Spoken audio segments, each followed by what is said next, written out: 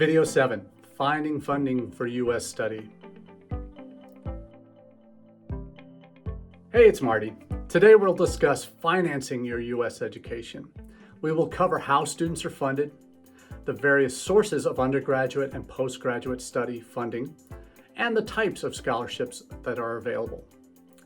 There are many ways students get funded for U.S. study. 60% have the primary source of their funding coming from overseas, typically from family funds, scholarship funds, or anything else coming from outside the United States. And then the remaining 39% or so have U.S. sources as their primary source of funding. For example, from a U.S. national scholarship program, or the university that you might be attending, or a third party that might be supporting you with living expenses support.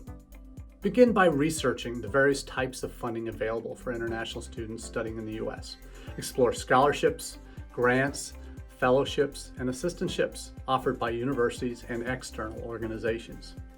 For undergraduates, there are 3 financial sources: loans, working on campus, and obtaining scholarships or grants. For postgraduates, there are 5 different sources of funding of financial support: fellowships, assistantships, scholarships, loans, and work on campus. I'm going to take you through all the sources now, but keep in mind the relevant sources for you. First off, scholarships. These are the ones that everybody wants because it's free money. There are 4 different types: merit, need-based, full tuition, and full ride. These scholarships can be defined by a range of factors such as your academic performance, test scores, extracurricular activities, community service, sports, leadership, and art, music, or ability. Let me go into a bit more depth on what these scholarships mean in terms of financial support. Merit scholarships, rooted in factors such as grades, volunteerism, and leadership, stand out as highly desirable. These scholarships are particularly appealing because they're not repayable. It's free money. You don't have to give it back. If you qualify, they provide a free source of funding, constituting the most substantial financial support available for international students.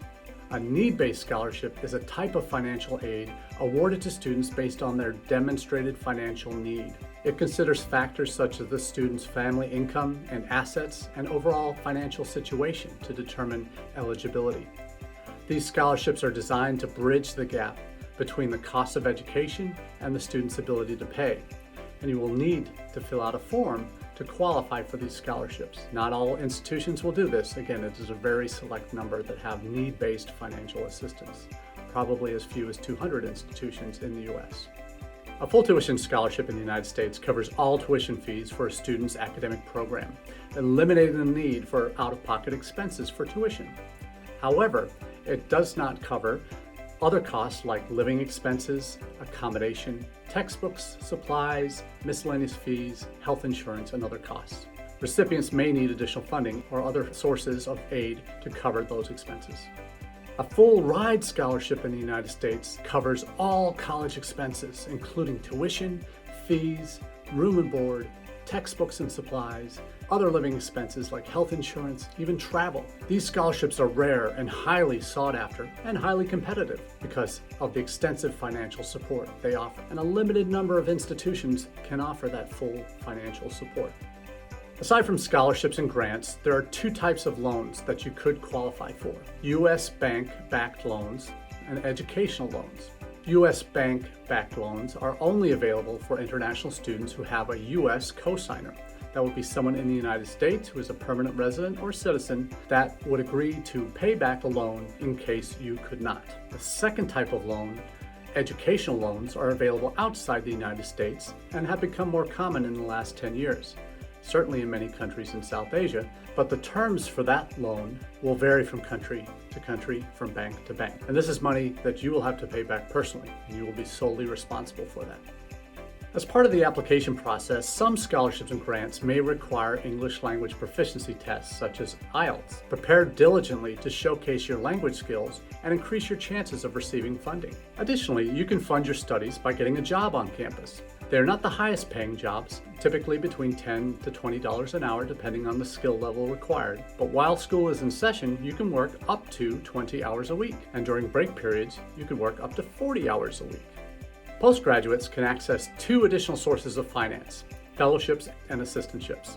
These 2 sources are the most lucrative kinds of financial assistance you can get as a postgraduate student. Fellowships are a financial award given to individuals pursuing academic or professional endeavors, often in a specific field associated with doctoral programs. Those who are doing PhDs will find that these fellowships will cover expenses like tuition and living costs, covering almost the entire cost of education. To help you find resources that might be appropriate for you, relevant for your program of study, connect with alumni or current students who have been successful in securing funding for their studies. Assistantships for most postgraduate students are the best form of financial assistance you can receive. They cover full cost of tuition and fees associated with enrolling in that academic program if you have a full assistantship. They also include stipends for work that you're going to do in the department office, either as a research assistant, a teaching assistant, or an office assistant. Each of those will have 20 hours a week of work that you'll do for a professor, for a researcher, or for an office. And just to note that you cannot have an assistantship and a job on campus because you're limited to 20 hours per week, and those are both types of on-campus work. Before I conclude this session, I do recommend you look at two resources. Education USA offers a guide called Your 5 Steps to U.S. Study. And step 2 of that guide focuses on finding finances for your studies, providing extensive information on possible funding sources. The second resource is the Funding U.S. Study database, and this allows you to explore financial aid from U.S. sources at various colleges and universities. And I highly recommend checking out both. In our next session, we'll discuss living on U.S. college campuses and what that looks like.